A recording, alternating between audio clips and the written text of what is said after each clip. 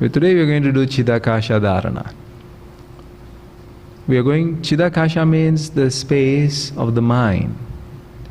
And the space of the mind in yogic training would be the space that you can see with the eyes closed. That would be at the forehead.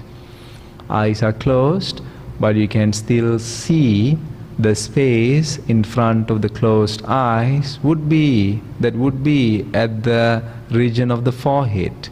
You can see the space of the forehead from inside, even with the eyes closed. And what color do you see? Sometimes it is light blue, light pink, green.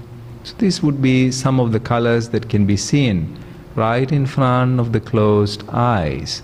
Not only do you see this color, but you can also see some marks, light marks, just like fireworks, but they are not moving.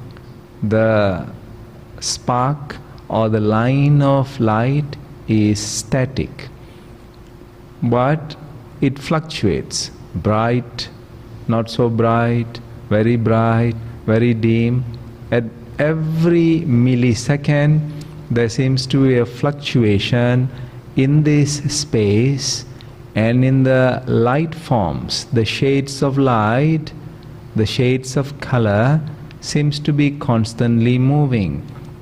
This is due to the formation of thoughts which are now converted to the vision in front of the closed eyes. So you can understand why the mind is so fluctuating and not stable. By understanding this Chidakasha, this space in front of the closed eyes. Now the other realization is the reason why yogis mention that we have this eye of knowledge, the third eye that can see when the other two eyes are closed. Now you can see. Even with the two eyes closed, you can see the space in front of the closed eyes. So this is called the third eye, the ajna, the trikuti, the brumadhya. And the training is that when we do this more, then we develop inner vision, knowledge about our own self, our own mind. Isn't it important to understand our own self, our own minds?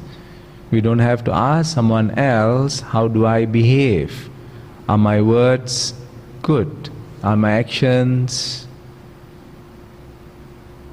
positive? Are my ways acceptable? We don't have to ask because we can see, we can realize.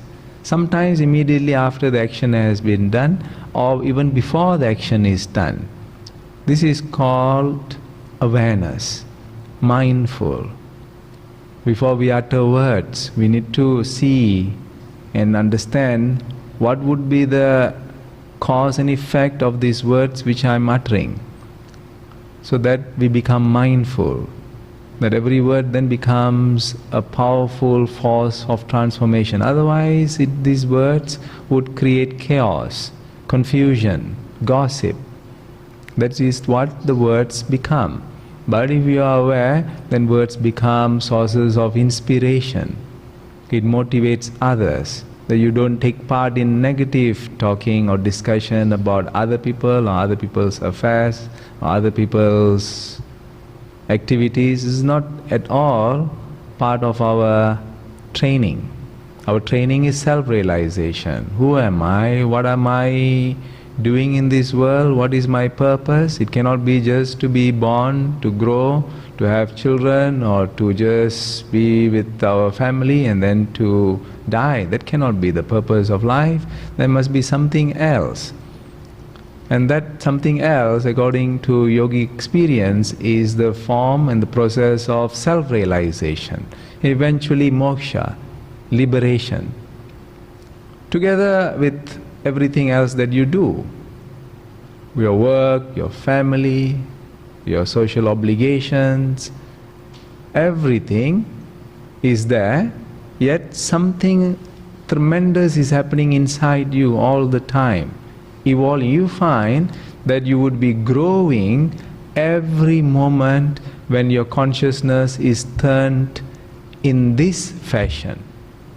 Everything is in your hands, and you can decide right from now to develop this state of consciousness, and everything would blossom beautifully.